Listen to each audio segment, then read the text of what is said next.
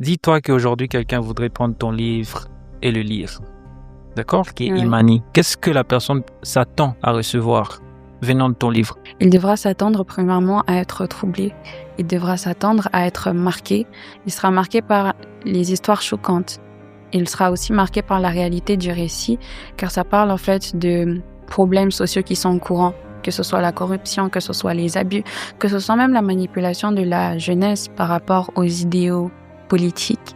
Car je crois que l'écriture est une force, l'écriture est une arme. En tant qu'écrivain, en tant qu'artiste, peu importe, on s'exprime et on défend une cause. Et moi, je voulais défendre la cause de ceux qui ne peuvent pas être entendus. Que ce soit pour la société congolaise ou n'importe quelle société, il y a toujours un dénigrement des femmes et leur objectivation dans plusieurs sphères. On considère la femme comme objet de plaisir, on considère la femme uniquement comme une mère, on ne la considère pas comme un objet d'émotion. Vous voyez, on ne la considère pas comme une personne dotée d'une conscience propre, mais on s'attendait à ce qu'elle joue un rôle. Et même en Occident, qui peut être loué pour la façon dont on donne des droits aux femmes, même là, il y a toujours un problème dans la façon dont une femme est censée être traitée. L'affaire Pellico, de Gisèle Pellico, en est témoin. Si vous ne connaissez pas l'affaire, c'était un couple, un mari qui avait sa femme, Oui. et donc il l'a droguée. Et il appelait des hommes afin qu'il ait des rapports avec elle et filmer la scène. Je crois avoir déjà écouté Oui. cette histoire. Oui. Et lorsqu'on a demandé à ces hommes pourquoi est-ce qu'ils faisaient ça à cette femme, ces hommes répondaient parfois que son mari avait donné l'autorisation. Et lorsque on arrive à considérer une femme comme une chose, on a la facilité à lui enlever ses droits. Et c'était en fait ce message que je voulais donner. Fais-moi une petite faveur de t'abonner et de cliquer sur la cloche de notification pour ne rien manquer. Ainsi de partager ce contenu à un proche ou à une connaissance. Car mon équipe et moi avons pris l'engagement de t'offrir chaque semaine un épisode. Merci pour l'action que tu feras.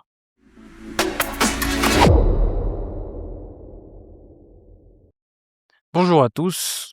Aujourd'hui, nous recevons une voix puissante et engagée à de nouvelles générations d'auteurs congolais. À travers son œuvre, elle aborde des réalités profondes, souvent silencieuses, de notre société.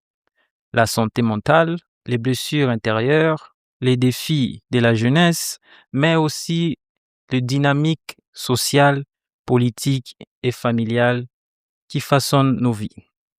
Aujourd'hui, je reçois Madame Nina Lengue. Bonjour, Bonjour, comment tu vas? je vais bien. Je préfère le terme mademoiselle. Mademoiselle, Mademoiselle Nina Lengue, tu vas bien? Je vais bien, un peu stressée, mais ça va. Un peu stressée, ça va? Mhm. Ok, on t'a bien accueilli? Oui, c'était impeccable, franchement. Impeccable, hein? Mhm. Ok, alors aujourd'hui, on va parler sur ton nouveau livre. Ton livre qui est sorti en 2025, c'est ça? Oui. Sur le nord de Imani. Mhm.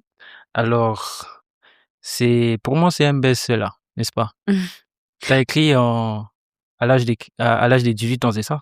Je l'ai publié à l'âge de 18 ans, Ok. mais j'ai commencé à écrire à l'âge de 16 ans à peu près. Du moins, j'ai commencé les bribes à cet âge-là. Mhm. Parce que le contexte était un peu, je pense que je le dis même dans la note d'autrice, que j'ai commencé à cause d'une période de dépression. Et de ce fait, dû à cela, j'ai commencé à vouloir exprimer cette peine-là et j'ai décidé de le faire par écrit. Car ici en Afrique, bon, je vais parler du Congo en général, ce n'est pas courant de se dire d'accord, je vais aller voir un psy. Et donc ma propre expérience psychologique était d'écrire. Et voilà comment est né ce petit bébé qui est juste à côté. Ok. Alors, avant que j'entame les questions, on aimerait savoir qui est réellement Nina Lengue et c'est quoi ton parcours? Mon parcours. Déjà, cette question, elle me met un peu elle me met un peu dans tous mes états car mon parcours, je dirais que je le commence puisque comme vous le dites, celui-ci est mon premier livre, Imani est mon premier livre. Même si j'ai d'immenses projets, je sais qu'il faut commencer par quelque part. Donc s'il faut que je me présente, je suis Nina Lengue. Mon nom d'autrice est Nina Lengue. Mon nom complet est Kapamwe Lengue Bilonda Nina Consolat. Je sais, c'est un nom extrêmement long. Ouais. Je suis étudiante en finance. Je m'intéresse beaucoup aux finances et je suis aussi créatrice de contenu. qui parlent d'ouvrages et Mhm. aussi de pensées profondes. Et bien sûr, je suis autrice de ce livre et d'un nouveau qui sortira bientôt. Bientôt quand? Là, c'est un secret. C'est un secret. C'est un secret, Ah, mais très ok. bientôt. Super. C'est pas donné à tout le monde d'écrire, je peux dire un roman, Mhm. parce que je l'ai quand même parcouru, d'écrire 293 pages. Eh bien, déjà, faut savoir que quand je l'ai fini, Oui. on était à 360 quelques pages. Ok, où sont partis les restes? Mon éditeur m'a dit, Ok. ma chérie, les gens ne lisent pas beaucoup ici, donc on va condenser. Et j'étais là-dedans. J'ai dit, ok, essayez de condenser, Ok. mais non. Alors, j'avais une question qui m'est parvenue par l'esprit lorsque je lisais un peu ton livre. Tout ce que tu as écrit, ça trait à ta vie personnelle Hmm, ou c'est une histoire que tu as pu imaginer? question sensible. Oui. Mais pour essayer d'y répondre, je suis une personne assez imaginative de nature. Et en anglais, on dit aussi I am a talkative person. Yes. J'aime beaucoup parler. Et j'ai cette facilité, je dirais c'est un don en fait, cette grâce que Dieu m'a donnée de pouvoir écrire. Parce que je me souviens que même quand j'étais à l'école, vers la 5e, 6e, j'ai développé cette nature de pouvoir, par exemple, écrire des discours, heu, écrire des poèmes, Mhm. écrire parfois des choses qui peuvent venir à l'esprit, mais qui pouvaient quand même étonner l'esprit des gens. Ce n'est pas pour me vanter, bien sûr, tout le monde a un talent caché, mais j'ai commencé à le développer en commençant à écrire ce livre. Parce que j'ai réalisé que je pouvais créer des chapitres à partir de rien. Certes, il y a beaucoup de personnes qui doivent étudier pour, pour un peu s'améliorer dans le domaine de la littérature, ce qui est très Mhm. important d'ailleurs, mais mon concept, la façon dont j'écris est un peu déstructuré de la norme, car je peux écrire un passage qui vient à partir de nulle part et là, ça sort principalement de mon esprit, mais aussi de l'expérience, que je vois dans la société. Il y a certainement mes ressentiments personnels, mais je vois aussi quelque chose de plus sociétal. Le domaine de la dépression ne me touche pas uniquement moi, mais ça concerne aussi une grande partie de la population congolaise, peut-être cachée, mais certainement là. Les violences faites aux femmes, ça c'est un fait que nul ne peut en fait disconvenir, qu'elle est plutôt courante dans non seulement la société moderne, mais aussi un peu ancrée dans notre culture. Et de ce fait, je me suis inspirée de ces choses afin de créer un récit qui puisse, je peux dire, englober pas toute la population, ni tous les lecteurs, mais que chacun puisse s'identifier à son échelle à quelques mots que j'ai pu mettre dans cet ouvrage. Ok, très bien expliqué. Merci. Alors, je te pose une question. Mhm. Dis-toi qu'aujourd'hui, quelqu'un voudrait prendre ton livre et le lire. D'accord? Qui est Oui. Imani. Qu'est-ce que la personne s'attend à recevoir venant de ton livre? Hmm. Déjà, je préviens que ma réponse ne sera pas claire. Ok. Car quand j'écris Money, au premier abord, on peut penser que c'est une histoire d'amour, puisqu'en général, si je devais parler de la préface, enfin du préquel, excusez-moi du terme, je l'ai omis, Pas de souci. ça parle de mon livre parle en fait, ça se déroule dans un concept congolais, parce que premièrement, étant congolaise et lectrice, une très grande lectrice, j'ai réalisé qu'il n'y a pas beaucoup d'ouvrages qui parlent en fait de notre communauté, ou du moins qui se passent dans notre pays. Et donc, déjà, le concept, il se passe ici, à Lubumbashi, premièrement au Katanga. C'est dans une manifestation pour la lutte contre le cancer et ses agents causales. Il y a le fils d'un politicien congolais, Faël Chitang, qui va rencontrer une fille, Dolores Bioma, qui va lui taper dans l'œil, et ce par son intelligence. Mais malheureusement, cette admiration se transformera en dégoût lorsqu'il va croire en fait qu'elle est l'amante de son père, Adonis Chitang. Bien évidemment, les noms sont fictifs, hein. J'ai pas envie qu'on me mette Adoleta, Je voulais également mais poser cette question.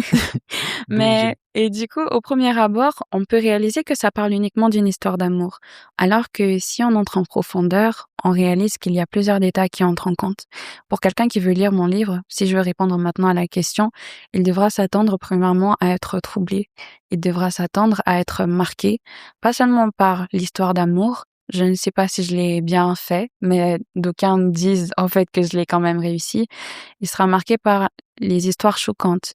Il sera aussi marqué par la réalité du récit, car ça parle en fait de problèmes sociaux qui sont courants, que ce soit la corruption, que ce soit les abus, que ce soit même la manipulation de la jeunesse par rapport aux idéaux politiques et bien évidemment des sujets que qu'on ne peut pas toujours aborder à haute voix, quelques tabous aussi.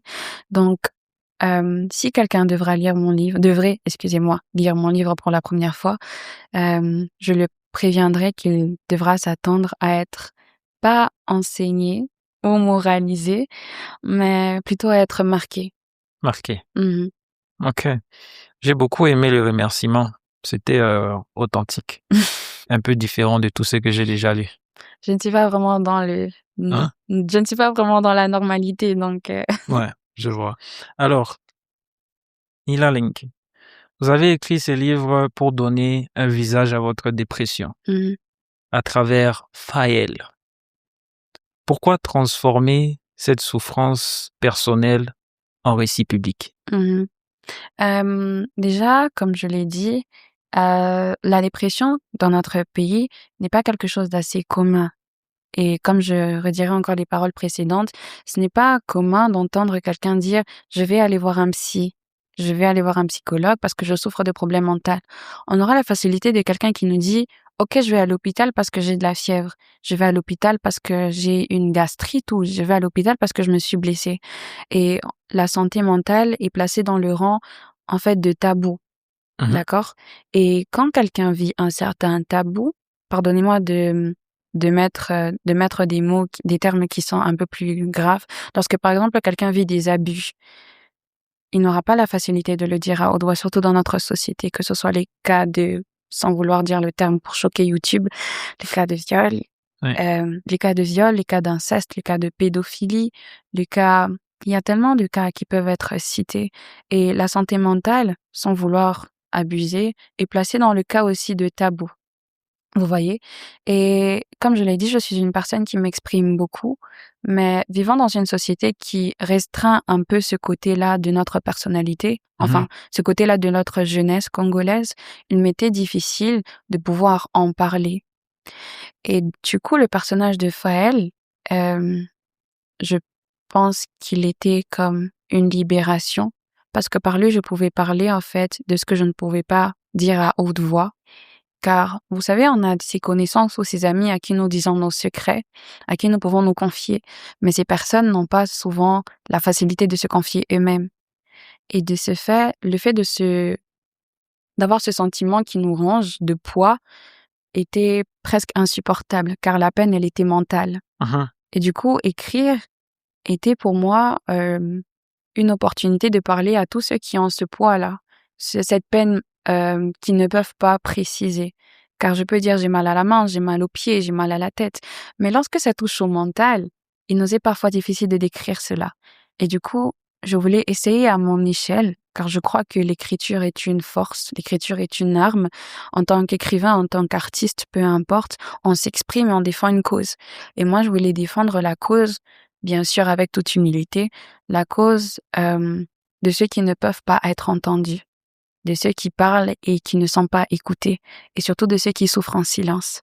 Comme moi, je suis passée par cette période-là et que l'écriture m'a aidée, Dieu merci, je voulais écrire en fait pour toutes ces personnes qui pourraient avoir perdu espoir, en fait. Donc c'est à peu près ça. Donc File était en fait une libération. Oh là là, je suis émotive. Ouais, ça te donne l'impression, oui. Si je dois poser la question sur tous les personnages que tu as cités dans ton livre, Adonis, Faël, toutes ces personnes-là, toi, tu es où? Oh! Ah là là. Pour ceux qui ont lu le livre, si je disais Faël, on me regarderait bizarrement. On me dirait: «Oh, toi, il y a quelque chose qui cloche». Mhm. Mais pour être objectif, je dirais que le personnage de Faël et de Dolores ont beaucoup plus des parts de moi, Ok. car leur souffrance, du moins la vie, qu'ils ont vécue, il y a beaucoup de traits, pas juste qui me concernent, mais je voulais en fait mettre en eux une certaine généralité, vous voyez? D'une certaine enfance, d'une certaine adolescence, d'une certaine, finalité dans le raisonnement que beaucoup partagent. Vous voyez? Même si ce n'est pas eux mes personnages préférés, pour ainsi dire. Ok, Peut-être Faël Faël. et le personnage de Dan. Mais bon, vous comprendrez dans le roman. D'accord. Dans tes notes d'auteur, Mhm, l'écriture commence par l'image d'un homme adossé mhm. à un mur avec une cigarette. Pour toi, que représente cette cigarette? Un refuge ou un symbole d'une jeunesse congolaise qui se consume en silence? Hmm. Parce que, comme je l'ai dit, pour écrire, déjà, j'étais dans une période de dépression. Et je pense que vous connaissez le cinéaste et écrivain Sembène Ousmane. Mhm. Sembène Ousmane, je parlais dans son rôle en tant que cinéaste, il avait eu une interview où il expliquait, le fait qu'il faisait des films pour des Africains et que lui, il faisait tout de façon métaphorique. Et donc, lorsqu'il voulait faire un film ou une œuvre assez marquante, il fermait les yeux et il se représentait en fait comment est-ce que cette œuvre allait être. Et moi, donc, il avait en fait l'image et il voulait représenter le sentiment. Moi, j'avais le sentiment, donc la dépression, et donc je voulais représenter cette dépression en une image, afin de pouvoir voir en fait le mal que cet être, l'être qui est la dépression, m'a causé et a causé dans mon mental. Et donc, pour revenir à la question, c'était plus métaphorique. Donc, la cigarette qui était en train de se consumer était plutôt, oui, comme vous pouvez le dire, comme une jeunesse à la verge de la destruction, mais plutôt dans le mental à la verge de la destruction. Car soit on éteint la cigarette, soit on la laisse se consumer. Et c'est vrai que j'avais plus un mental défaitiste à ce moment-là, mais c'est vrai qu'on peut aussi le comparer à notre société. Vous savez, la jeunesse congolaise est une jeunesse aux multiples potentiels. Et comme une cigarette qu'on laisse en fait se consumer, c'est de la même manière qu'on peut laisser quelqu'un avec un potentiel et ne pas l'exploiter. Au final, elle se consumera dans un silence. Et avec cendre, la nicotine s'en allera elle aussi. Et donc la jeunesse congolaise aussi pourrait être jouée comme la métaphore, comme cette métaphore-là de la cigarette, mais aussi pour ma propre expérience personnelle. C'est quand Oui, même profond. merci. Je le fais pas exprès, hein. Ouais. T'as fait combien de temps dans la dépression? Hmm, ça, c'est dur à expliquer aussi. Parce que moi, je ne savais pas que ça s'appelait dépression. Ok. J'ai pas envie d'entrer dans les détails de ma vie personnelle, mais c'était plus une succession de choses qui s'accumulaient à l'intérieur. Et quand je parlais pardon pour vous les hommes, mais vous les hommes par exemple, on vous a souvent répété qu'il ne fallait pas pleurer, qu'il fallait être fort, etc., etc. Et donc à un moment, je pense que chacun a un moment de craquement dans sa vie où on se dit là, j'en peux plus. Là, quelqu'un, il va pleurer même pour quelque chose qui s'est passé il y a 5 ans, pour quelque Exactement. chose qui s'est passé il y a 6 ans. Et c'était dans cet état d'esprit que j'étais. Et bien évidemment, je ne pouvais pas parler de ça parce que ce n'est pas commun. Et je trouve que ce qui est curieux dans notre société congolaise est que quand on dit qu'il faut être fort, on ne dit pas seulement cela aux hommes. On attend aussi de la femme qu'elle soit forte. Vous Oui. voyez, avec cette phrase Kangamotema, vous Mhm. voyez, on attend de quelqu'un, d'une femme, que ce soit des femmes, des hommes, des enfants, qui supportent. On ne peut pas dire, maman, je souffre de dépression. Non, sorcier, on venira à l'église. On va aller à l'église, on va prier pour toi. Ouais. Donc, c'était plus une succession d'événements qui se sont accumulés. Dis-moi un peu, quel représente pour toi ton prof de français qui t'a poussé à écrire? Déjà, franchement, j'ai besoin de le remercier. J'espère, je sais pas s'il va regarder l'émission. Est-ce que j'ai le droit de citer son nom? Mhm. Ok, Monsieur François, je vous remercie beaucoup pour ce que vous avez fait pour moi. Parce que vous savez, il y a de ces enseignants qui, j'ai toujours cru, comme je l'ai précisé, les mots ont une puissance. Et un enseignant, c'est quelqu'un qui est censé vous guider d'une certaine manière. Et lorsque vous avez un enseignant qui vous encourage, Mhm. Heu, on va dire un élève qui a, 2 élèves, il y a un professeur qui l'encourage, qui le motive, qui croit en lui, qui lui dit qu'il peut le faire, qu'il peut y arriver et ben, avec un autre, s'il disait, à un autre élève que lui, il est nul, que lui, il n'y arrivera pas, que lui, il est incapable de faire des efforts, que lui, il est incapable de s'améliorer, eh bien, ça va aussi jouer sur son mental et lui, il a vraiment été un booster pour moi. Parce que pour la petite histoire, j'étais en classe. Mhm. Comme je vous l'ai dit, je suis une personne qui parle beaucoup. Et lui, il était très indulgent par contre. On avait fini la classe de français et on discutait. Et pour la petite histoire, il a étudié aussi avec mon père. Ah, Oui, ils étaient amis d'enfance, mais vraiment d'enfance, d'enfance. D'ailleurs, il n'a pas changé d'après ce que dit mon paternel. Et donc, il me demandait comment est-ce que mes parents s'étaient rencontrés, en le parlant, en lui expliquant. Il m'a dit: «Tu pourrais écrire un livre». Bien évidemment, Imani ne parle pas de leur rencontre, hein, oui. ça serait trop farfelu.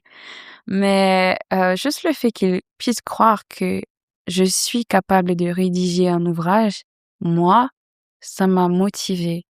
Et d'ailleurs, même dans ma classe de 3e secondaire, donc la 5e, à l'avant-dernière année, il y avait aussi un enseignant, je peux pas encore citer son nom, monsieur Adam, merci beaucoup si vous regardez cette interview. Il m'avait dit: «Toi, je te verrais bien comme, vice-présidente de l'école». Et bien évidemment, j'ai postulé et par la grâce de Dieu, j'ai réussi. Je me jette trop de fleurs, j'ai l'impression, pardonnez-moi.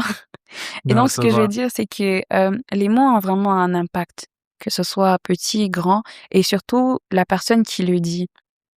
Et surtout quand c'est quelqu'un qui est un enseignant et qui est censé jouer le rôle de guide. Donc, il a vraiment été un booster pour moi et je lui en suis vraiment reconnaissante. Ok. Alors, penses-tu que le système scolaire congolais soutient assez l'expression artistique et personnelle face au traumatisme de la jeunesse? Mmh, je pense que ça corrobore, hein. Non, ça corrobore. Je ne dirais pas que ça corrobore, mais ça suit en fait ce que j'ai dit précédemment. Moi, je ne parlerai pas de système uniquement, car que ce soit le système congolais, le système et même si vous regardez le système anglophone, francophone, on va parler de pays en France, en Angleterre, en Espagne, peu importe, partout dans le monde, vous verrez toujours qu'il y a de ces élèves qui se plaignent. On va dire un enfant congolais qui est ici et qui se plaint: «Non, le système est ceci, le système est cela». Et bizarrement, on va voir un enfant en France qui se plaindra, qui va se pardonnez-moi s'il vous plaît, qui va se plaindre aussi de la même chose. Et on se rend compte que au final, est-ce vraiment le système ou alors les personnes qui mettent en place ce système? Moi, je dirais plutôt que c'est les personnes qui donnent les cours. Car il y a de ces écoles qui peuvent se passer en brousse. Attendez, je sais que ce que je vais dire pourrait faire polémique, Ok. mais je dirais plutôt la façon dont on le dit. Je ne dis pas qu'on a de mauvais enseignants. Bien sûr, c'est un travail respectable, c'est un travail honorable et c'est un travail qui mériterait d'avoir plus de lumière et de visibilité, sachant que ce sont des personnes qui nous procurent de la connaissance. Mais il y a de ces écoles, on peut étudier en brousse, mais parce que la personne qui nous donne un cours le fait d'une certaine manière, on peut avoir plus de connaissances que quelqu'un qui a étudié, par exemple, dans une école, fait de bancs et de murs en terre. Je donnerai un exemple simple pour ne pas divaguer un peu loin. Je détestais les mathématiques et même la langue française. Avant d'avoir un professeur, monsieur Malelani Caleb, professeur Caleb, merci, si encore vous regardez cette vidéo, je n'aimais pas le français. C'est vrai qu'on parlait français, et cetera, parce que c'est la langue dans laquelle on communique ici en RDC. Oui. Je dirais pour 90% de la population, 80% de la population. Et avant de rencontrer ce professeur, je ne réalisais pas que je ne parlais pas français. Je ne parlais pas la langue de Molière. Je parlais juste, vous voyez? Oui. Et il m'a fait aimer cette matière.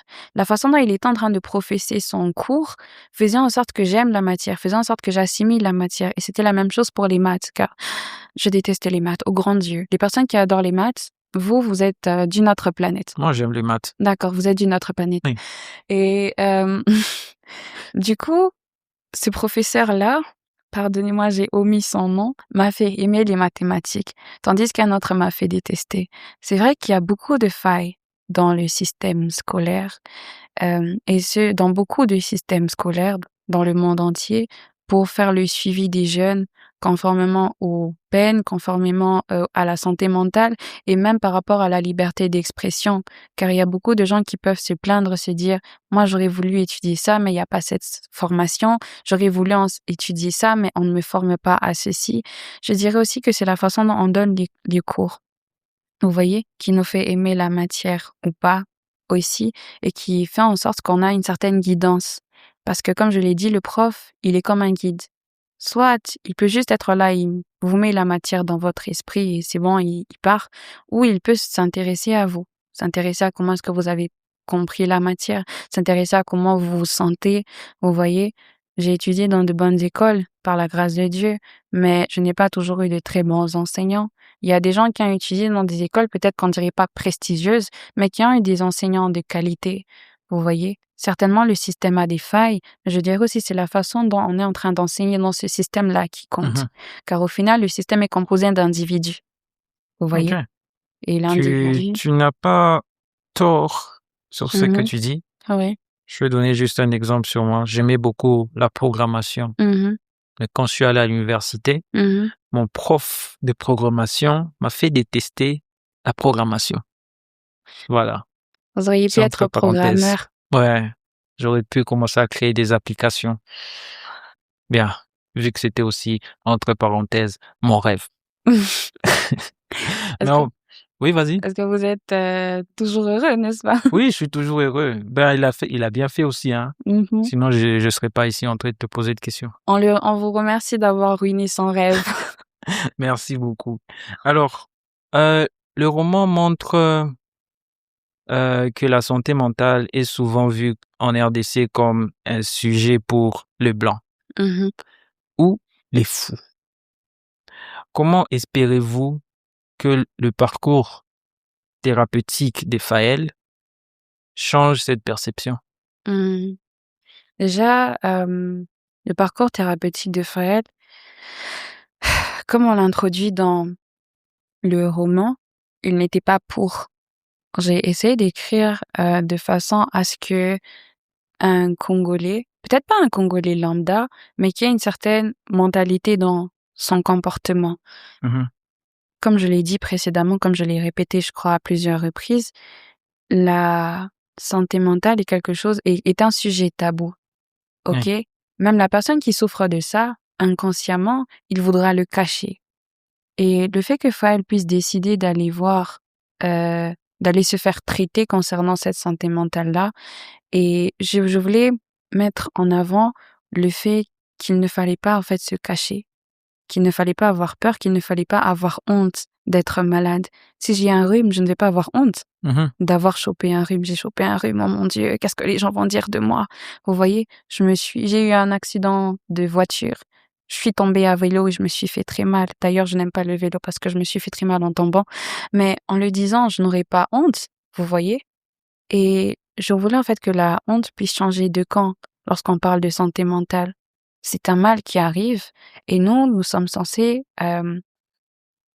en fait, l'accepter déjà et aussi commencer le processus de guérison. Je vais vous donner aussi un exemple réaliste. Vous connaissez l'actrice Kadiga Kadji. Excusez-moi si j'ai massacré son nom. Elle était dans Les Cœurs des femmes. Elle était actrice et elle est décédée récemment. Non, je connais pas. Khadija, Oh, Khadija, elle qui oui. avait le cancer, c'est ça? Oh oui, si je ne me trompe pas. Elle Oui, souffrait aussi de santé oui, mentale. oui. Vous voyez? Et son combat est inspirationnel car au Sénégal, et je crois que ça ne touche pas juste le Sénégal et le Congo, mais en Afrique, certes, mais aussi dans beaucoup de coins dans le monde, on ne, on considère en fait la santé mentale comme quelque chose de tabou. Et même durant sa vie, c'était son combat de mettre en avant cela. Elle n'avait pas honte de dire qu'elle souffrait de dépression. Elle n'avait pas honte de cacher son mal. Elle n'avait pas honte de dire que je vais dans tel ou tel centre pour me faire soigner. Elle n'avait pas honte de dire on ne m'a pas traité comme un être humain, on me traitait comme une folle. Vous voyez? Et ça, c'était très inspirationnel. Peut-être que je ne l'ai pas amené de façon aussi poignante que dans la réalité, mais c'était pour mettre par écrit le fait qu'un espoir est possible. Et l'espoir commence lorsqu'on reconnaît le désespoir, premièrement. Vous voyez? Et donc, le passage de Faël vers cette guérison thérapeutique était ce message-là. Ce message qu'il faut accepter et que la peine n'appartient pas juste à une race. D'ailleurs, le concept de race est quelque chose de très discutable, mais le désespoir est humain. La peine est Oui. humaine. Nous ne sommes pas juste des noirs, parce que j'ai l'impression que beaucoup de gens essayent de catégoriser ou classifier les personnes de couleur dans une autre catégorie. C'est-à-dire, par exemple, la romance D'ailleurs, lire une histoire de romance qui se passe dans notre pays, c'est pas vraiment commun. Lire une histoire de psychologie qui se passe dans notre pays, c'est pas toujours commun. Vous voyez, j'ai l'impression qu'on nous enlève en fait d'une catégorie. OK. On met l'amour pour les blancs, on met la joie pour les blancs, excusez-moi de dire blanc, c'est péjoratif. Vas-y. Pour les occidentaux, on va dire occidentaux. Pour les occidentaux, on met la joie pour les occidentaux, on met la peine pour les personnes de couleur, on met la violence pour les personnes de couleur, on nous exempte de romantisme, on nous exempte de souffrir. On fait en fait de nous des objets. Et là, j'étais en train de montrer que nous ne sommes pas des objets. Nous sommes des êtres humains dotés d'amour et aussi dotés de peine. Ouais. Et c'était ça le message en fait. Et dans ton roman, Faël dit « L'erreur n'est pas un problème, mais sa répétition en devient. » N'est-ce pas? Mhm. Est-ce une métaphore de la société congolaise et des difficultés à briser le cycle de la violence et du traumatisme? Mhm. Question complexe là. Oui. J'avais même pas pensé quand j'écrivais. Mais si je devais répondre à la question, je dirais que oui. L'erreur n'est pas... Vous pouvez répéter s'il vous plaît? Ce sont mes mots, mais... L'erreur n'est pas un problème, Mhm. mais sa répétition en devient. Exactement. C'est moi qui ai écrit ça? Oui, c'est moi qui ai écrit ça. Oui. Lorsque Faël disait ça, c'était pour... Oui, on peut mettre ça dans ce contexte-là. Car vous savez, ça peut s'accompagner pour la vie, ça peut s'accompagner, l'accompagner à ce qui se passe dans la société. Mhm. En général, la société congolaise, on peut le mettre à ce qui se passe dans le monde. Parce que on est conscient qu'une erreur peut arriver de soi.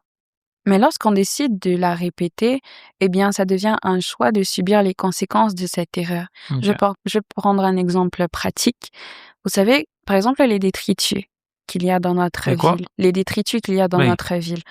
On sait que jeter, par exemple, quelque chose par terre, à l'extérieur, quand on le met pas dans la poubelle, ça va enclencher de la saleté. C'est une erreur. On en Exact. est conscient.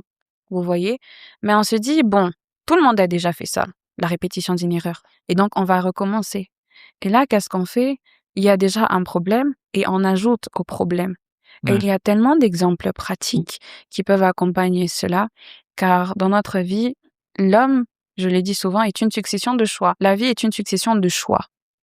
Certainement, c'est une succession d'événements qui nous poussent à faire des choix. Et lorsque nous choisissons à chaque fois, en fait, l'erreur, quelque chose qui a déjà été répété et que nous en sommes conscients, là, nous décidons nous-mêmes, en fait, de choisir la voie de la souffrance, car l'erreur engendre ça. Et le raisonnement derrière ce qu'il avait dit, parce que je trouve que Faël était un personnage très sarcastique, il est en fait le sarcasme de notre société. Parce que je l'utilise souvent pour moquer les imperfections qui se passent, que ce soit dans la sphère sociale, dans la sphère politique, dans la sphère relationnelle. Et là, c'était en fait quelque chose pour exprimer la moquerie. Car c'est quelque chose d'évident. On sait tous très bien que l'erreur, oui, est humaine, mais que la répéter est mal, mais on le fait quand même. On le fait quand même.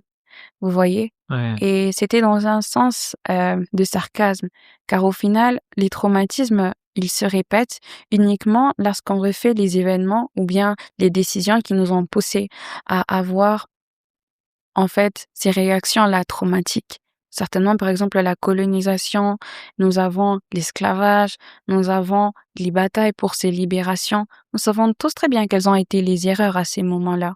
Le manque de coalition, le manque de respect mutuel, le manque d'unanimité, vous voyez? Et pourtant, encore aujourd'hui, dans ce 21e siècle, dans le pic de ce 21e siècle, nous continuons de répéter les mêmes erreurs, que ce soit le tribalisme, la haine, le fait de voter quelqu'un, de suivre quelqu'un par rapport aux idées, par rapport à des critères illogiques au lieu des idéaux. Oui. On va entrer en politique, rassurez-vous. Toutefois, nous savons que ce sont des erreurs, mais nous continuons à les répéter. Vous comprenez? Et là, Faël l'a dit, je dirais que c'était comme dans un sarcasme. En Ok. mode, vous voyez, vous répétez les mêmes erreurs et vous attendez à un résultat différent. Si je ne me trompe pas, c'est Einstein qui l'a dit. Vous voyez? À vérifier. Oui, à vérifier. Vérifier. Tout ce que je dis n'est pas toujours vrai. D'accord. Alors sur les réalités sociales et professionnelles, Mhm. tu as mentionné Dolores. Mhm. Malgré une licence avec mention, qui peinait à trouver un emploi sans recommandation. Cela reflète-t-il le désespoir de la jeunesse congolaise diplômée en RDC? Mhm. Euh, Déjà, c'est une très bonne question. Sans vouloir parler en tant que personnalité publique qui veut brandir une idéologie, je dois premièrement reconnaître que certainement je suis, comme la plupart des jeunes Congolais, Mhm. doté d'un certain talent. Mais tous ces jeunes n'ont pas la possibilité, en fait, de pouvoir exprimer, en fait, ce talent qu'ils ont en eux. On réalise que beaucoup de gens perdent leur potentiel, pas parce qu'ils n'ont pas de potentiel, mais parce qu'ils n'ont pas d'opportunité pardonnez-moi, ce potentiel puisse se manifester. Dans le cas de Dolores, c'est très particulier car ça reflète en fait la réalité académique et la réalité professionnelle. Quelqu'un peut finir l'université avec brio. Dans notre pays, je parlais de notre pays en général, pourtant il ne trouve pas de l'emploi. Exact. C'est vrai qu'on est dans l'ère de l'entrepreneuriat, mais pourtant, lorsqu'on finit avec un diplôme de médecine ou on finit avec un diplôme, je ne sais pas moi, de comptabilité, la première idée ne sera pas d'être entrepreneur. La première idée, ce sera, OK, être comptable. Maintenant, c'est le fait de ne pas avoir cette opportunité-là de réussite. Dans le cas de Dolores, elle se plaignait de plusieurs choses. Certes, elle avait un diplôme, certes, elle avait les aptitudes nécessaires, mais ce qui lui manquait, c'était par exemple les recommandations. Ça, ce n'est un secret pour personne. Beaucoup de gens dans notre pays, pour réussir beaucoup d'endroits, on n'a même pas besoin de tes compétences. Juste un coup de fil est nécessaire Exact. et c'est bon, tu as le job. Ce n'est pas que je suis contre le népotisme, bien sûr, parce qu'au final, si on donnait l'opportunité à tout le monde, on donne l'opportunité à tout le monde. OK, toi, je te donne cette opportunité parce que je te connais. Personne ne refuserait. Mais ce qui est mal, c'est le fait, en fait, de priver les gens de talent pour des personnes, par exemple, qui ne savent pas faire honneur au poste à la chance qui leur a été donnée. Et le cas de Dolores est encore plus triste car j'ai déjà vu quelqu'un comme ça. Vous voyez, enfin, on connaît tous quelqu'un qui a la capacité de faire plus, mais qui n'a pas les opportunités. Mais ça date à quand j'étais encore à l'école secondaire. Donc, j'avais fini mon examen et je devais prendre le taxi. En général, je ne prends pas le taxi seul. Je suis toujours accompagnée car je suis un boulet en localisation. Et donc, j'ai pris un taxi et moi et le taximène, nous étions en train de parler. Et donc, j'ai étudié la commerciale et la gestion, qui est en gros la comptabilité de base. Et j'ai dit ça au chauffeur. Et le chauffeur m'a sorti le numéro d'un compte. Il faut savoir qu'en comptabilité, on utilise ce qu'on appelle une liste de comptes. Mhm. Une liste de comptes en comptabilité est une liste où est classé en fait par chiffre toutes les opérations qui peuvent y avoir dans une entreprise ou encore les libellés des choses qui sont dans une entreprise. Par exemple, le compte banque, c'est 52 1, compte banque locale. Caisse, la caisse, si on veut enregistrer une opération, c'est 57 1. Ça, c'est un petit cours de comptabilité. Comptabilité, Et merci. donc, ce chauffeur de taxi m'a sorti le numéro d'un compte. Il faut savoir que le Congo, avant 2013, nous avions la comptabilité congolaise. Et maintenant, nous sommes entrés dans une autre comptabilité qui est la comptabilité OHADA. Donc, c'est la façon dont on gère la comptabilité dans les pays qui sont membres de l'OHADA. Nous pouvons citer beaucoup de pays francophones, le Congo, le Sénégal, etc., etc. Je crois 26 membres, mais il faudra vérifier. Ouais. Et donc, il m'a cité ce numéro de compte qui était dans la comptabilité congolaise. Et j'ai réalisé en fait qu'il en connaissait quand même beaucoup sur la comptabilité. Et il m'a dit qu'il avait fini aussi en commercial comme moi et à l'université aussi qu'il avait étudié la comptabilité. Mais finalement, il a fini en tant que chauffeur de taxi. Et ça m'a attristée parce que par la façon dont il était en train de me parler de ça, je comprenais à merveille. Vous voyez? Il parlait comme si c'était un enseignant. Il parlait comme si, vous voyez, ces premiers de la classe, ces personnes qui ont tellement de potentiel, ces personnes, lorsqu'ils répondent en classe, on se dit, oui, il va devenir quelqu'un. Mhm. Mais pourtant, il n'a pas pu.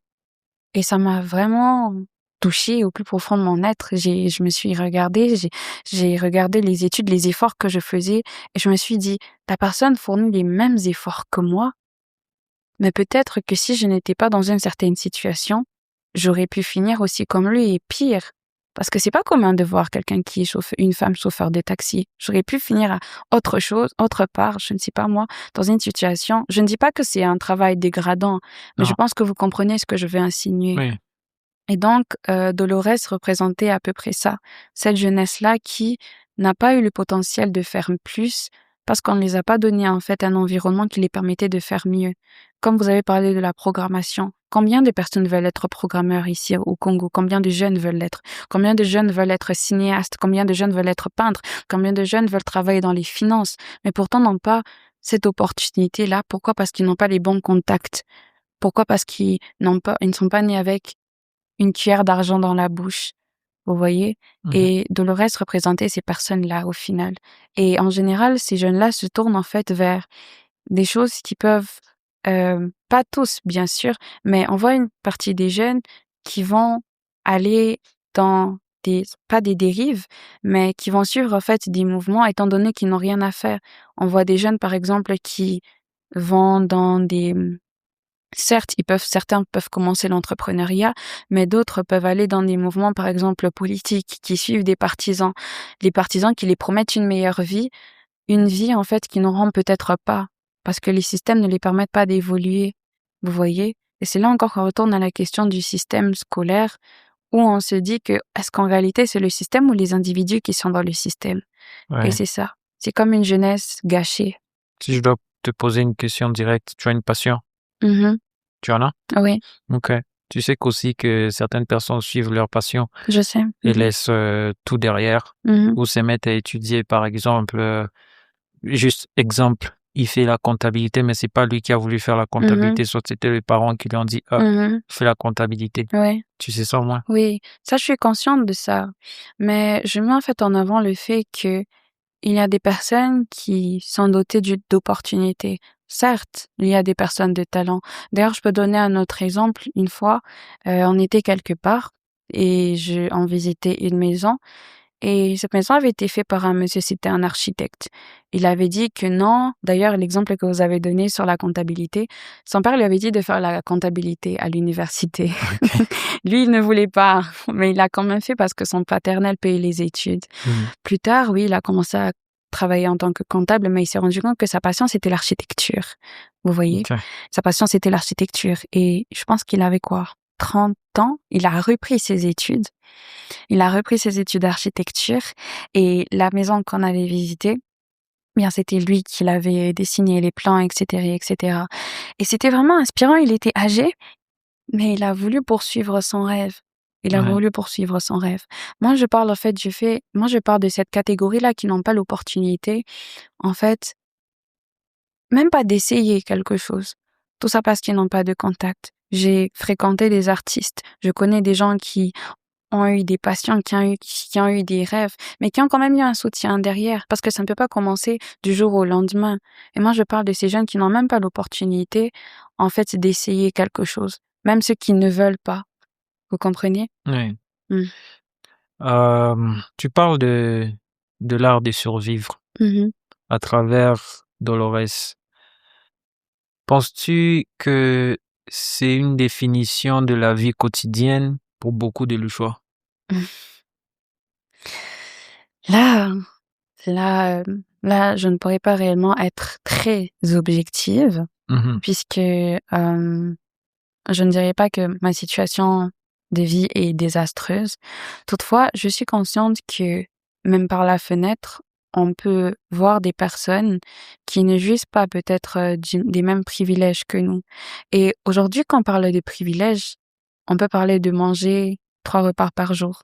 On peut parler d'avoir de l'électricité. On peut parler d'avoir de l'eau et même d'avoir des parents ou un toit. Je prendrai l'exemple des enfants qui sont en carence familiale, qu'on appelle à tort, enfants de la rue.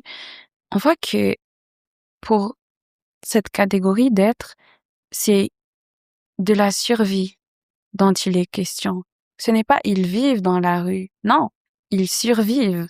Vous voyez? Et beaucoup de personnes peuvent aller dans ce sens-là, où il est difficile d'avoir de l'argent. Vous voyez? Certes, il faut travailler. Ça, je n'en disconviens pas. Mais il y a des situations où tu es conscient qu'une personne, malgré qu'elle a un salaire, elle ne vit pas décemment. Ils survivent. Pour aller à l'école, c'est généralement les enfants avec des travaux qui sont obligés d'aller vendre pour leurs parents, qui sont obligés d'aller travailler pour leurs parents, pour eux-mêmes, c'est de la survie. On voit les gens qui sont en train de vendre dans la rue, de travailler. Certainement, c'est une vie, certes, mais c'est de la survie lorsqu'on se rend compte qu'ils n'arrivent pas à tenir les deux bouts, les fins de mois. Et lorsqu'on voit tout ça, peut-être pour quelqu'un qui vit cette situation, il aura plus la facilité de dire oui, on souffre, oui, on survit, et que je ne suis pas peut-être la meilleure personne pour mettre en avant ces faits, mais par la vie de Dolores, j'ai pu essayer de mettre certaines choses en œuvre, dans le sens où je n'ai pas écrit ce personnage comme étant quelqu'un de misérable, mais comme quelqu'un de fier. Parce que je sais que le peuple congolais est un peuple fier et que même dans notre peine, dans notre souffrance la plus abjecte, nous sommes à même de relever la tête, vous voyez.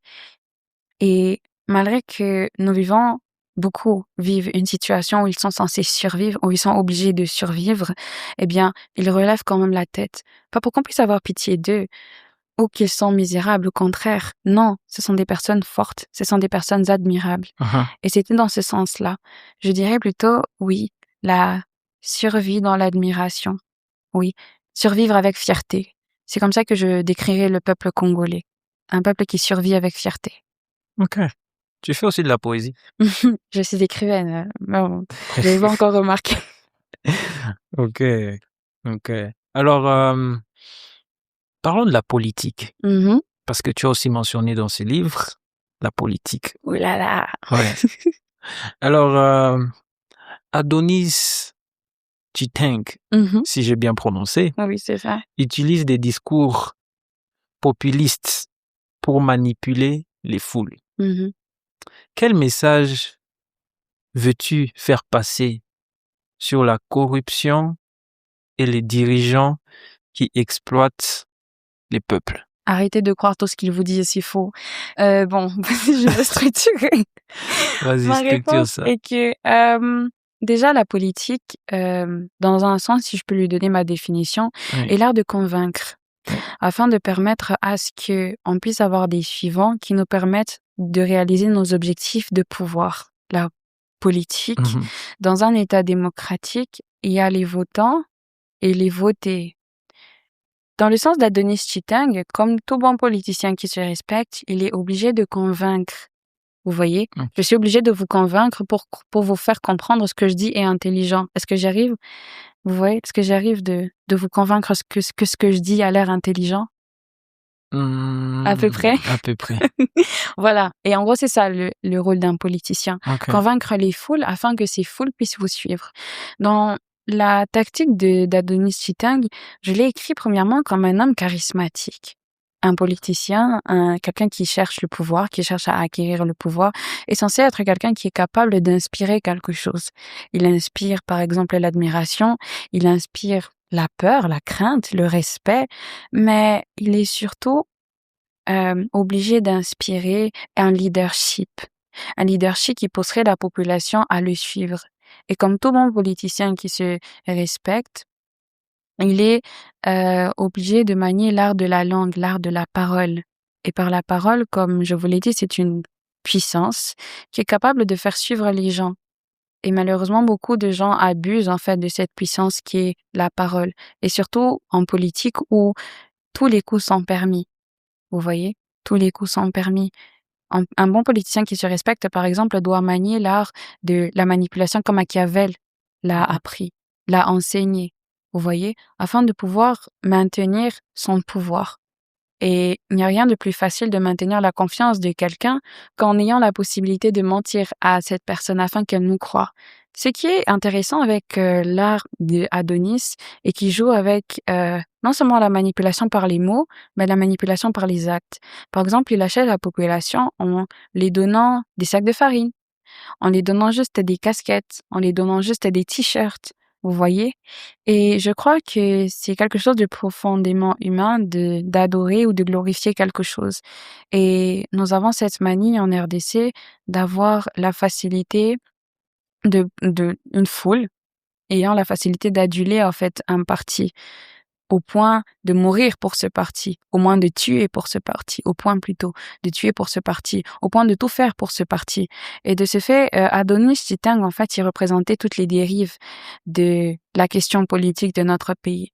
Donc, en regardant juste Adonis, on pouvait voir ce qui cloche, en fait, avec notre politique. Le fait, par exemple, de ne pas se baser sur les idéaux, le fait de se baser uniquement sur le fait, je ne sais pas, d'appartenir à la même ethnie que quelqu'un pour essayer de le convaincre de voter pour nous. Le fait de ne pas, en fait, agir à la loyale. Vous voyez? Je ne veux pas juste critiquer la politique congolaise. La politique partout dans le monde est, je dirais, désastreuse. Regardons juste ce qui se passe aux États-Unis avec Trump ou encore avec Macron. Mais bon, on parle de notre pays. Ouais. Vous voyez? Et là, revient la question de savoir si cela est totalement éthique. Parce que rien n'est éthique. Vous voyez, rien n'est 100% éthique dans la politique. Et s'attendre à ce que croire les paroles de quelqu'un sont tout à fait vraies, c'est accepter en fait le mensonge avec un grand sourire. Oui, tu me mens et j'accepte. Bien sûr, je ne vais pas cracher sur les politiciens. Les idéaux sont à respecter. Ce que je critique en fait, c'est le manque de transparence et aussi le manque de, de manière de penser des personnes qui le suivent. On a le droit de suivre un parti politique, on a le droit d'avoir des idéaux politiques, mais ce qu'on n'a pas le droit est de ne pas réfléchir à ce qu'on est en train de nous dire. Et c'était ça, cette critique, parce que beaucoup de gens ne réfléchissent pas toujours. Je ne dis pas qu'ils sont stupides ou idiots, mais je dis plutôt que leur engouement a pris plus de place que leur raisonnement. Vous voyez? Et c'était ça le cas de ce personnage. On ne le suit pas parce qu'il avait forcément raison, on le suit à cause de la foule parce que tout le monde le suit. Vous voyez? Et c'était ce qui l'inspirait, en fait. La décadence politique, peut-être de notre pays, mais aussi du monde dans lequel nous vivons. Ok. Si je dois rajouter, l'attentat lors de la manifestation montre une violence soudaine. Mhm. Est-ce une critique de l'insécurité vécue lors de la période électorale en RDC? Déjà, je ne veux pas juste parler de la période électorale, mais je dirais de l'insécurité quotidienne. Vous et moi, regardons les informations, que ce soit les chaînes d'actualité ou même sur les réseaux sociaux, avec les journalistes indépendants qui s'efforcent à leur échelle de transmettre une information, comment on dit en français, accurate. Accurate. En français. Oui, en anglais, c'est Oui, en anglais, ça va. Accurate, c'est, comment je veux dire? Si je dois utiliser. fiable. Fiable, voilà. Voilà. Fiable. Qui s'efforce de raconter des informations qui sont fiables, vous voyez, et on peut voir que l'insécurité, elle est présente, non seulement dans cette ville, mais un peu partout dans notre pays. Il y a plusieurs facteurs à cela. Il y a le manque de travail, il y a le manque d'accompagnement, il y a aussi un certain manque de gestion de cas de criminalité, mais ça, ce n'est pas le sujet. Et donc, ça représentait aussi cela, la facilité à laquelle la violence peut s'effectuer dans un pays, dans notre pays. Vous voyez? Car ça ne s'est pas passé durant la nuit. Aujourd'hui, on peut y avoir des crimes qui se passent à ciel ouvert. Certainement, ce n'est pas juste en RDC. On a beaucoup de pays tels que les États-Unis où il y a des crimes odieux qui se passent. Des crimes odieux qui se passent en France, des crimes odieux qui se passent en Belgique, en Espagne, peu importe, dans le monde entier. Mais dans notre pays, l'insécurité grandissante, en fait, elle affecte une partie de la population. Et la façon dont ces actes sont en train de s'effectuer est comme si on manquait de respect à la dignité humaine. Je n'ai pas... Beaucoup de gens peuvent entendre parler des crimes qui se passent, le fait qu'on pile des enfants, parlant même à l'Est, les viols collectifs qui se passent, les horribles atrocités qui se produisent. Tout ça est inadmissible. Et on se laisse poser des questions si les personnes qui commettent ces actes considèrent réellement les personnes qui les subissent comme des êtres humains ou juste des simples termites. Une termitière, c'est facile de la détruire. Peu importe sa grandeur, peu importe sa forme, on tape juste dessus et c'est bon. On piétine les termites qui s'y trouvent. Et j'ai l'impression que ceux qui amènent les troubles, les personnes qui amènent les troubles considèrent en fait notre pays comme une termitière. Vous voyez? Quelque chose dans lequel on peut taper dessus juste pour s'amuser. Quelque chose qu'on peut taper dessus juste pour faire du mal à la population. Et c'est triste de voir combien de personnes sont en train de payer quand j'ai utilisé le terme termite, ce n'était pas péjoratif. D'ailleurs, c'était Adonis Chitan qui l'a utilisé. Encore, c'est quelque chose de méprisable. Vous voyez? Et beaucoup de personnes subissent des atrocités, et ce, dans le silence le plus abject. Vous voyez? Et c'est dans ce sens-là que je voulais mettre en avant l'insécurité qui sévit dans notre pays. Est-ce que tu t'es déjà vu dans la politique? Comme je l'ai dit précédemment, j'étais vice-présidente Voilà, des élèves.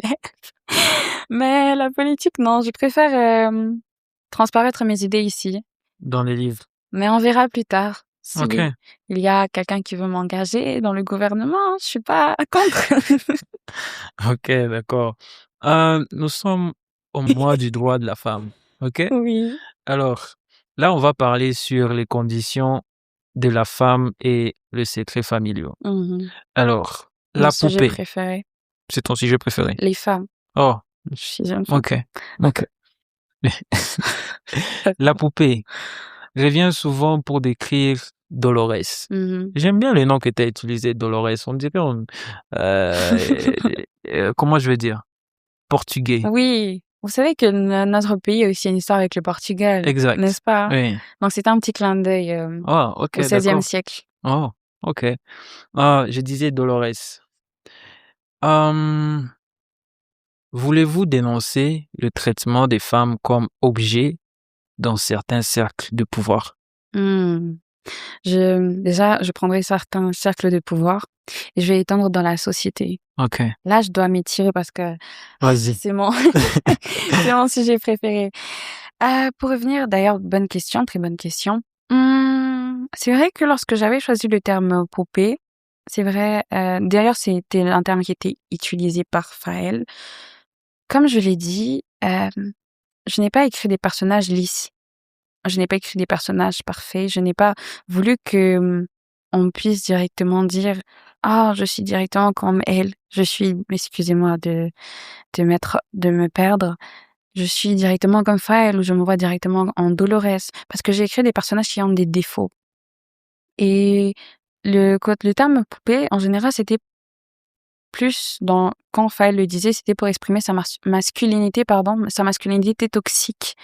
Avant qu'il n'aille voir le psy et qu'il réalise en fait qu'il y avait un problème dans sa façon de se comporter dans son comportement, et ben la façon dont il voyait Dolores c'était plus comme un objet. Parce que le terme poupée, qu'est-ce qu'une poupée? La poupée est un objet, souvent en général féminin, qui est très agréable à regarder, une jolie poupée, vous voyez. Mais peu importe sa beauté, peu importe sa taille, peu importe sa couleur, comme une femme, toutes femmes peuvent être différentes, c'est un objet. Elle doté d'incapacité de parler, d'incapacité de réfléchir, d'incapacité de bouger, vous voyez. Et la façon dont on utilisait ce terme poupée était comme si c'était juste un objet de plaisir. On donne une poupée à un enfant, il sera très heureux, il va jouer avec, il va parler avec, il va le mettre dans la boue, lui couper la tête, peu importe. Et c'était pour exprimer en fait la façon dont la société en fait traitait les femmes d'une certaine manière. Vous comprenez? Oui, Parce que quand on regarde dans un sens, que ce soit pour la société congolaise ou n'importe quelle société, il y a toujours un dénigrement des femmes et leur objectivation dans plusieurs sphères. Vous comprenez? On considère la femme comme objet de plaisir. On considère la femme uniquement comme une mère. On considère la femme uniquement comme, je ne sais pas moi, un objet de satisfaction. On ne la considère pas comme un objet d'émotion. Vous voyez? On la considère pas comme une personne dotée d'une conscience propre. Mais on s'attendait à ce qu'elle joue un rôle. Si j'ai une poupée Barbie de princesse, je veux juste qu'elle soit une princesse. Si j'ai une poupée qui joue le rôle, je ne sais pas moi, de docteur. Elle est juste un docteur. Et ça, d'ailleurs, c'est une très bonne chose, des poupées de docteur, d'ailleurs. Chaque parent devrait offrir ça à leurs enfants. Mais dans le sens où on objective vraiment la femme et on la met juste à un rang de choses, d'objets utilisables et jetables. Et ce malaise, il est très subtil à regarder. Parce qu'au premier abord, lorsque vous lisez, vous direz, ah, c'est mignon. On lui a donné un petit nom alors que ça cache en fait euh, une discrimination patriarcale ancrée dans la mentalité des gens. que la femme est une chose. Et du coup, lorsqu'on considère la femme comme un objet, on peut faire d'elle ce qu'elle veut. On peut faire d'elle, ce qu'on veut. On peut l'utiliser à notre guise.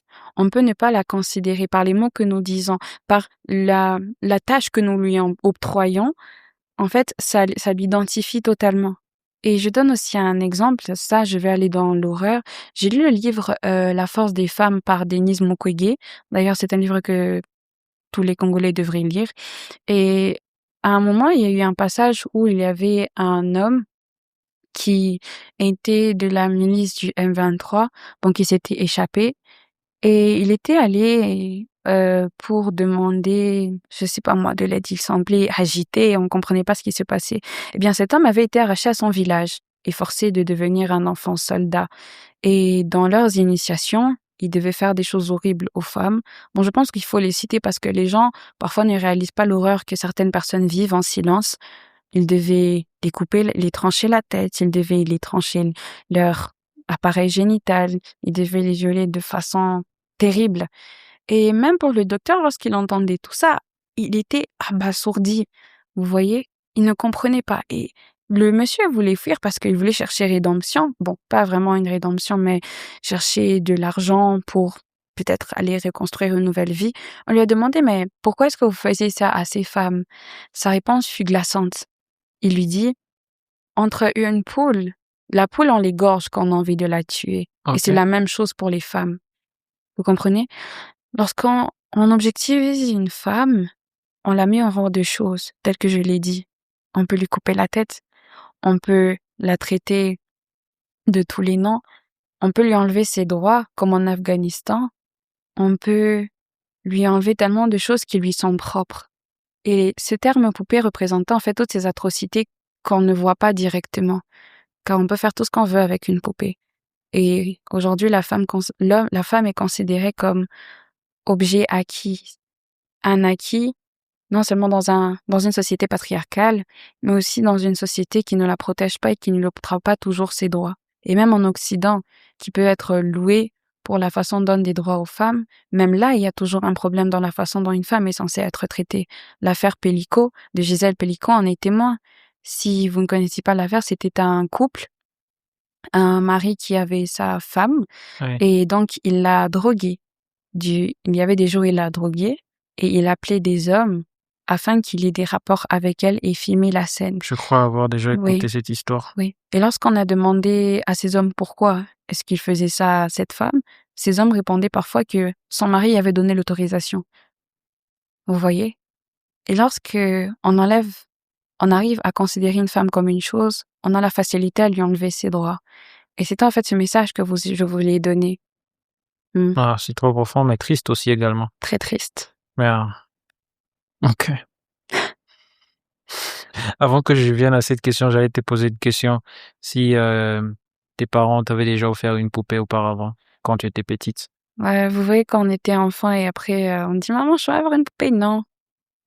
Bon, je pense que tous les enfants, enfin, je sais pas, de ma génération, je suis jeune, hein, by the way, on jouait plus dehors, hein. On faisait des voitures avec les vous voyez les bouteilles vides, on Ok. les coupe, on fait des petites voitures avec, Wow, ok. mais bon. Mais bon. Alors, je vais à la question suivante. Chantal Mmh. reste dans un mariage abusif pour préserver son statut et ses enfants. Comment ces personnages illustrent-ils la pression sociale sur les femmes congolaises? Mmh.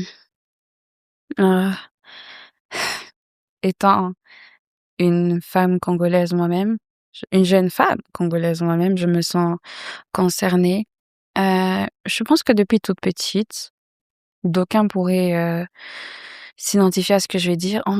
J'ai l'impression qu'on conditionne les femmes à un certain standing pour les hommes et que sans vouloir vous cracher dessus, vous les hommes, tous ne sont pas, de la mauvaise graine.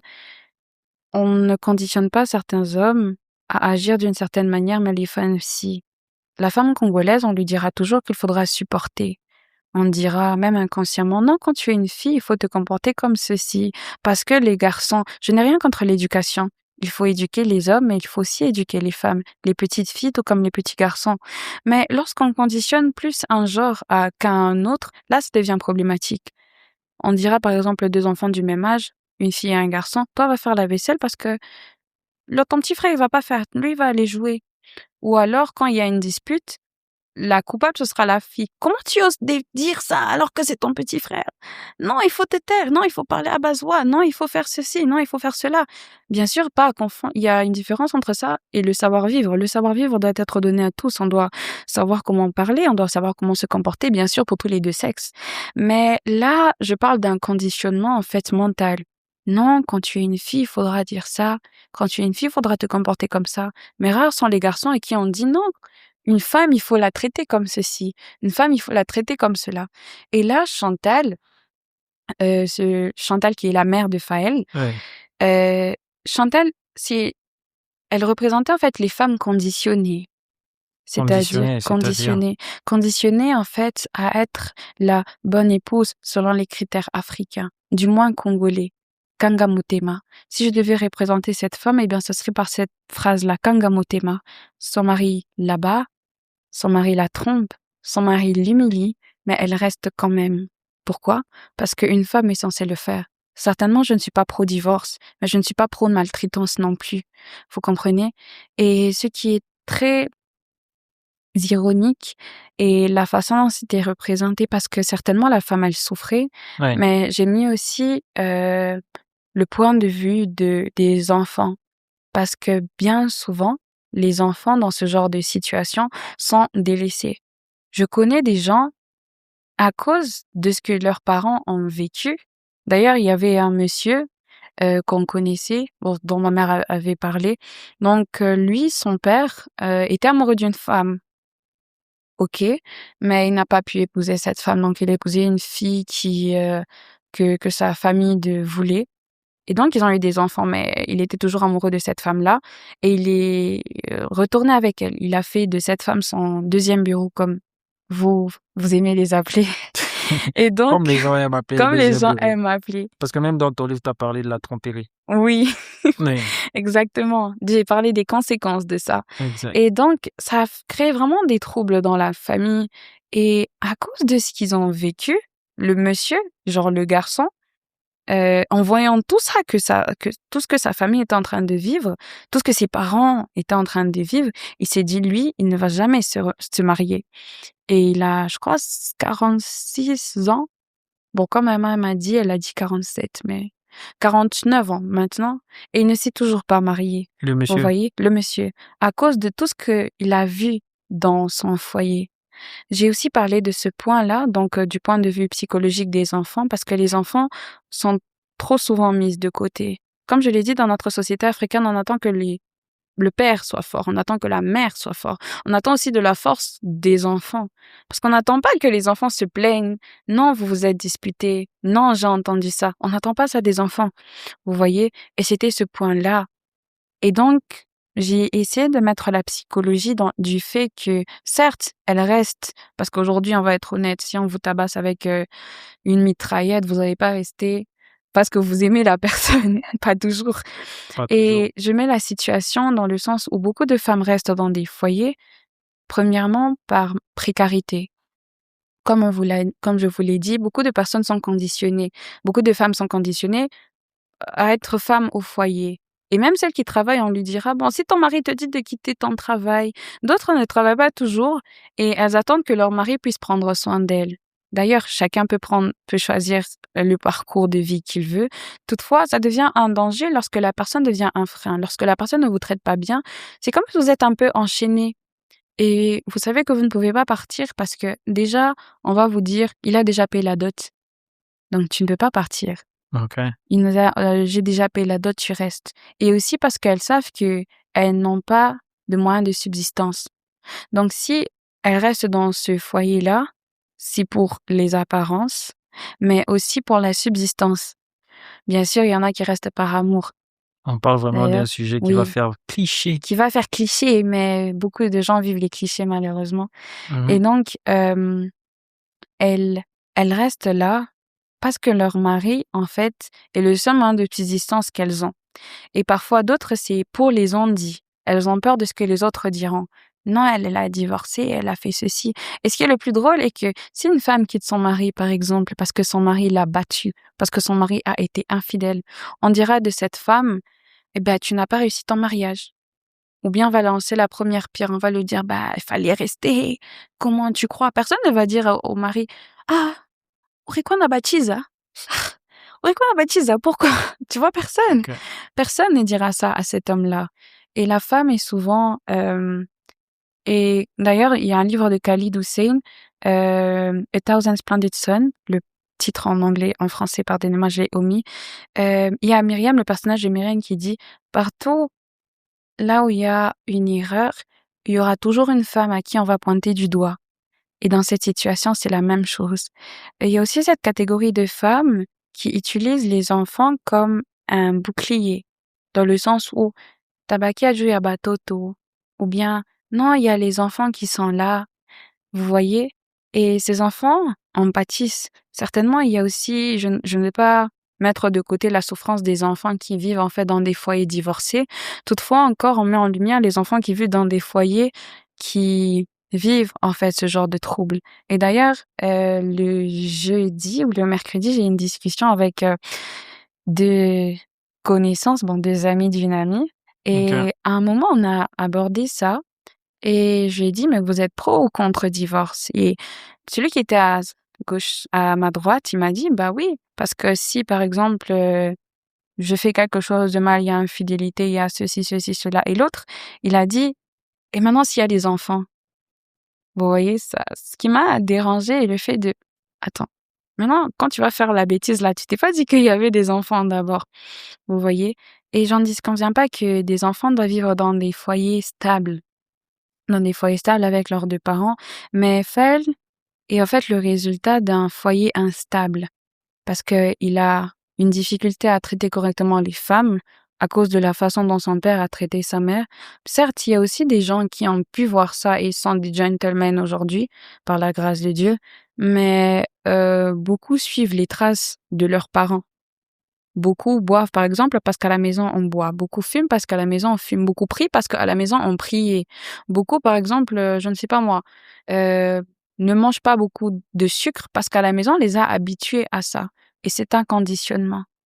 Et de ce fait, Chantal Chitang représentait en fait toutes ces femmes qui sont obligées de rester dans des foyers qui les maltraitent et qui ne les rendent pas épanouies. Et la conséquence sur ces femmes aussi, c'est que ça les rend désagréables. C'est vrai que j'avais parlé d'objectivation de femmes, mais je parlais de métaphore. La femme est comme une fleur parfois. Lorsque elle est dans un bon environnement, elle peut s'épanouir. Vous voyez, il y a des personnes, par exemple, lorsqu'ils arrivent dans des phases de leur vie, elles s'embellissent. Elles deviennent, je ne sais pas, différentes. Et même les hommes, je crois que c'est la même chose. Donc, vous devenez différent. Tout ça parce que vous êtes dans un environnement qui vous permet, pardon, de vous épanouir. Et avec Chantal, c'était l'inverse qui se passait. Certainement, c'était une femme qui suscitait de l'admiration. C'est la femme d'un grand politicien, c'est une grande dame, elle a ceci, elle a cela, alors qu'au fond, elle ne s'épanouissait pas du tout. Et cette rancœur qu'elle contenait, parfois, elle l'a déversée même sur ses enfants. Et inconsciemment, certaines femmes font ça. Vous voyez? Et c'était dans ce sens-là que j'ai voulu emmener ce sujet assez sensible de notre C'est, société. c'est un sujet très sensible Mhm. que tu as mentionné dans ton livre, Imani. Mhm. Et je pense que si certaines personnes ont l'opportunité, et je pense qu'ils auront l'opportunité de le lire, vont se retrouver. Mhm. Et je pense que si tu as mentionné des choses qui peuvent littéralement les aider, ça va également changer quelque chose en eux. Ouais. J'apprécie beaucoup ça. Mhm. Alors, le secret autour de la naissance de Dolores relève des relations extra-conjugales. Pourquoi les secrets familiaux sont-ils un fardeau pour les nouvelles générations? Mhm. Déjà, je pense que pour cette génération, les tabous sont devenus trop lourds. Les tabous sont devenus trop lourds à porter pour nous. Vous savez, les anciennes générations étaient habituées à un certain style de vie. Je vais parler pour ce que j'ai entendu, hein, pas pour ce que j'ai vécu et vu. des gens, par exemple, ils ne pouvaient pas à chaque fois que leurs parents, par exemple, leur père entrait dans une pièce, ils devaient sortir de la pièce. Ils ne parlaient pas vraiment à leurs parents, à leur père, etc., etc., même les choses privées dans l'ordre privé, ils les apprenaient à l'extérieur. Vous comprenez? Et du coup, les nouvelles générations, on voit qu'il y a une évolution. Il y a des gens, ils peuvent vous dire, non, moi, je suis vraiment proche de mon père, je suis vraiment proche de ma mère. C'est vrai qu'il y a encore un grand travail à faire sur ce point-là, dans notre société, bien sûr. Mais je trouve que cette génération, elle en a marre des tabous. Le Cette tabou. génération, oui, des tabous. Cette génération, il y a une façon de vivre dont on ne veut plus. En anglais, on parle de copy mechanism. Donc, un mécanisme de copiage. Vous comprenez? On recopie ce que les autres ont fait, on recopie ce que les autres ont fait. Et je trouve que cette génération en a marre de ce cycle-là. Et pourquoi j'ai mis en avant le fait d'une relation extra-conjugale et que, dans notre société congolaise, il y a beaucoup de cas où la tromperie ou l'infidélité est normalisée. Vous voyez? Quand on a la facilité de dire le deuxième bureau, etc., Oui. etc., troisième bureau, personne principale, en mode, pourquoi est-ce que tu vas prendre une personne principale et sa remplaçante? Je ne comprends pas.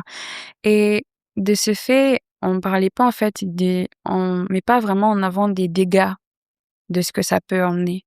Parce que des personnes, par exemple, qui sont conçues en dehors de l'ordre du mariage, et surtout si c'est les enfants d'un deuxième, troisième bureau, leur conditionnement de vie est assez dur.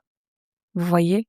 C'est pas, je ne dirais pas honorable, parce que la faute n'est même pas sur les enfants, mais sur les individus, leurs parents, Mhm. mais leur façon de vivre, ou du moins la stigmatisation qui sera sur eux, elle sera pire. On peut voir ça avec le traitement que Dolores a eu durant son enfance à cause de son père, sans vouloir spoiler l'œuvre. Oui. Et on réalise en fait qu'il y a un certain déchaînement dans cette logique-là. Et quand si j'ai parlé de tabou, c'est parce que c'est un sujet qui n'est pas toujours abordé. C'est un sujet qui n'est pas toujours mis en avant. Sachant que les secrets familiaux, surtout en Afrique, on dit souvent ce qui se passe dans la maison, ça reste dans la maison. Je parle encore des femmes. Lorsqu'une femme est battue sévèrement par son mari, elle va dire, je suis tombée. Vous voyez? Tu es tombée, ça t'a fait des bleus. Ok. Vous voyez, elle est tombée. S'il y a ça qui se passe. Et là, je parle juste de violence, mais je parlerai des cas graves comme l'inceste. Vous voyez, des viols qui peuvent se passer, etc., etc. Et tout ça dans le cercle familial. Et ce genre de choses, ce genre de secrets, ça brise. Je ne dis pas, par exemple, de raconter tout ce qui se passe dans la maison, bien sûr. Il y a la vie privée. Mais il y a de ces choses qui doivent être déclarées et punies et aidées. Parce qu'il y a ces personnes qui se font abuser chez eux. Il y a de ces personnes qui subissent de la maltraitance. Il y a de ces personnes qui vivent en fait des situations catastrophiques et ils veulent garder ça. Ce n'est même plus pour l'éthique en fait, mais c'est un certain contrôle, l'imposition. Parce qu'on dit non, tu as raconté ça, donc tu n'es plus de notre famille. Tu as raconté ça, tu as jeté le déshonneur sur notre famille. Alors que le déshonneur se passe lorsqu'une injustice se produit. Vous voyez? Et le plus grand déshonneur est lorsqu'une famille n'est pas capable de protéger ses membres d'eux-mêmes. Vous comprenez? Et c'était aussi pour marquer, en fait, le tournant de la honte concernant ces genres de situations. Parce que je ne suis pas du genre à dire, OK, je ne vais pas dire, OK, balancez tous les secrets de votre famille, c'est bon, allez-y, ouvrez des lives et dites tout ce que les parents vous ont fait. Mais il y a une certaine échelle où parler, donner la parole est, en fait, équivalent à donner la vie. Vous comprenez? C'est Mhm. l'équivalent à la survie. C'est l'équivalent à donner un espoir. Car si une femme ne parle pas, par exemple, en cas d'abus, ça va la trotter toute sa vie. Si une femme reste dans un mariage abusif, tout ça parce qu'il faut garder les secrets familiaux, un jour, lorsque cette femme va mourir, tout le monde va savoir comment est-ce qu'elle est morte. Personne ne va cacher, non, elle est tombée, c'est comme ça qu'elle est morte et on a cassé quatre côtes. Non, c'est pas ça du tout. Vous Exact. comprenez? Oui. Donc, les secrets familiaux est une chose, mais les crimes en est un autre. OK. Et avec Dolores, c'était aussi pour donner une certaine chance, parce que c'est la représentation en fait de cette erreur relationnelle, c'est la représentation de cette erreur extra-conjugale.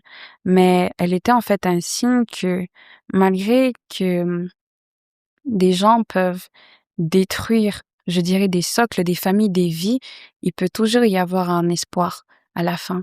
OK. Avant qu'on puisse entamer sur les questions restantes pour finaliser, parce que je sais que le nom Imani signifie espoir, n'est-ce pas? Foi. Foi, voilà. C'est quoi la définition déjà? Imani signifie foi en swahili. Alors, le procès d'Adonis se termine par une condamnation ferme.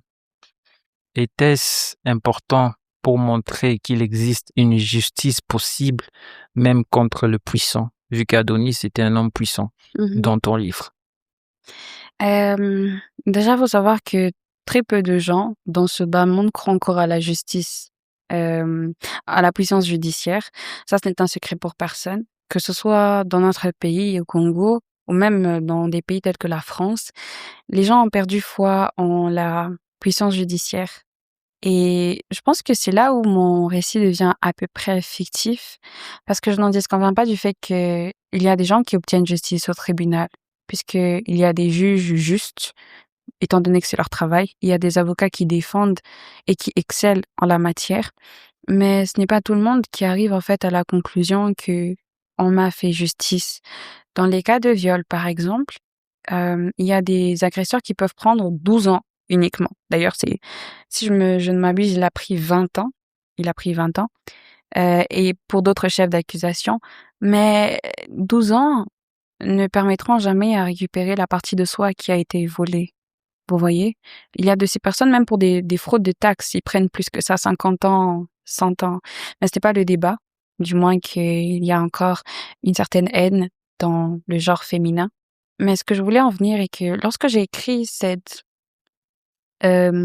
sort-là qu'il a eu, d'ailleurs j'ai pris des lois congolaises, c'était en fait pour exprimer le fait que la justice, même si elle est dure à obtenir, elle existe et que ça en vaut parfois le coup de se battre jusqu'au bout.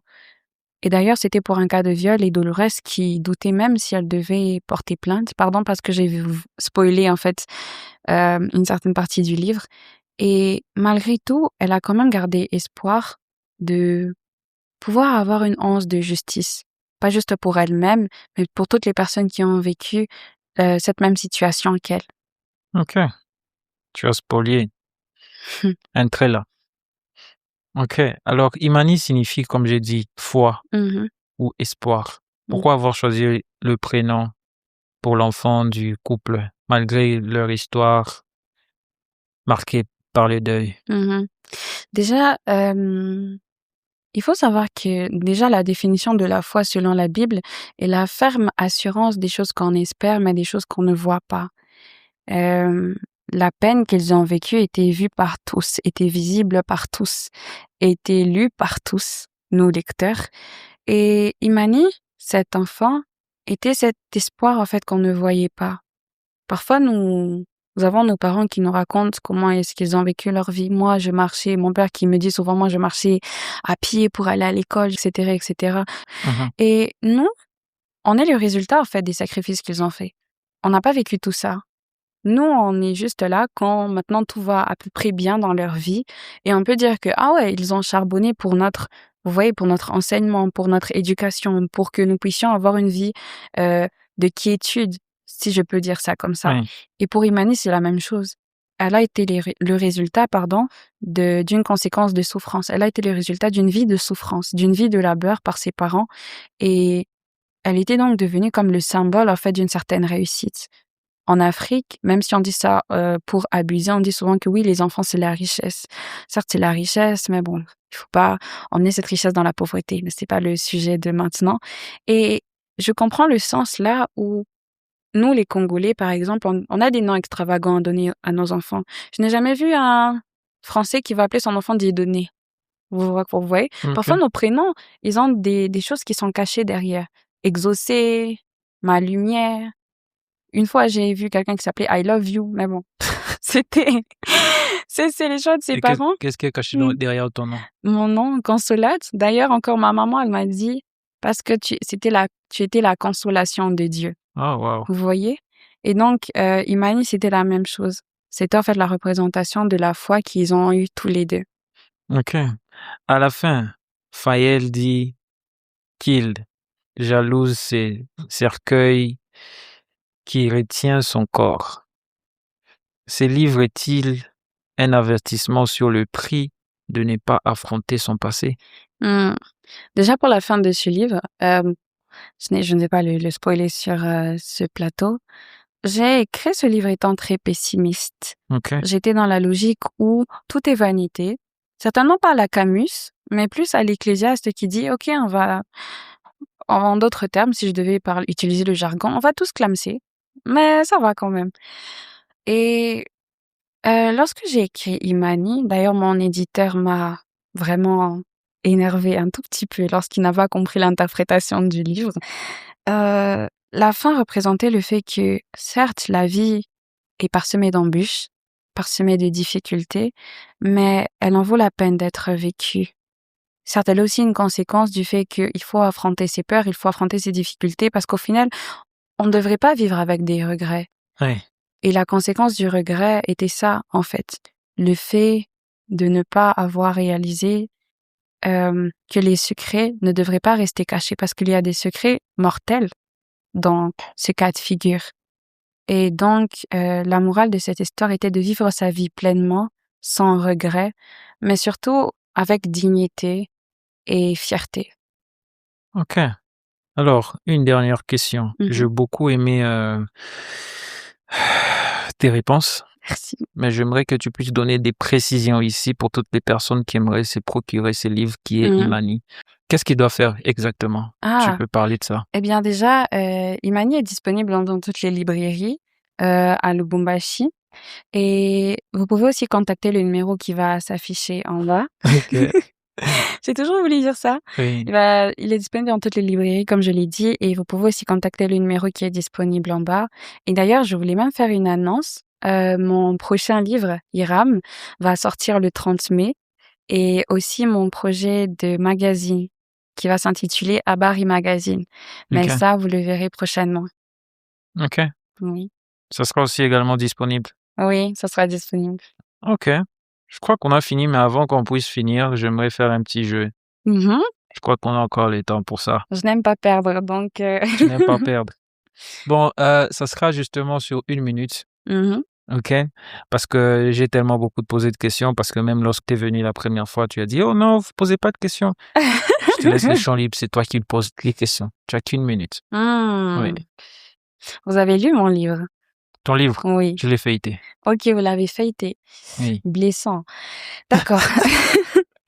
Si vous pouviez écrire un livre, quelle serait la première phrase et quelle serait la dernière phrase? Un livre qui parlerait de votre vie. Qui parlerait de ma vie? Waouh. Waouh. Cette question, elle est perçante. Hein? Je sais. Wow. J'ai tiré dans le mille. Ouais. Quel serait le premier et dernier? Au début, tu veux que ce soit une phrase ou... Une phrase. Une phrase. Une phrase. Ça serait que tout est vanité. Ok, vous m'avez copié, mais bon. Non, j'ai pas copié. Tout est vanité. Et que dans le parcours de mon livre, ça serait que la vie est un parcours rempli beaucoup des défis, d'épreuves, des difficultés.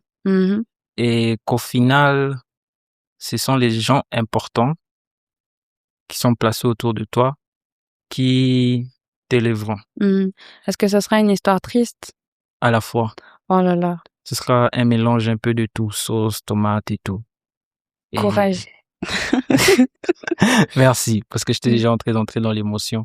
Oui. Et aussi, à la fin, je dirais merci. Merci à toutes ces personnes qui ont été avec moi, qui m'ont soutenu. Voilà. Très, très, très, très beau. Donc, vous avez vu, chers téléspectateurs, c'est la fin maintenant. Merci à tous et j'espère que vous allez pouvoir vous procurer ce livre que je vais vous recommander parce que c'est un très bon livre qui parle généralement de tout ce qu'on a eu à échanger avec mademoiselle Merci. Nina Lengue. Et n'oubliez pas de vous abonner et aussi de la suivre parce qu'elle est aussi créatrice de contenu. J'ai eu à parcourir son Instagram. Elle parle un peu, je pense qu'elle lit beaucoup et elle est autrice, donc voilà. Voilà. N'oubliez pas de vous abonner. Et si vous voulez faire partie de cette communauté également, le lien est dans la description. Et surtout ce qui sera sous les livres, nous allons laisser en description pour entrer en contact directement avec elle. Merci. Merci.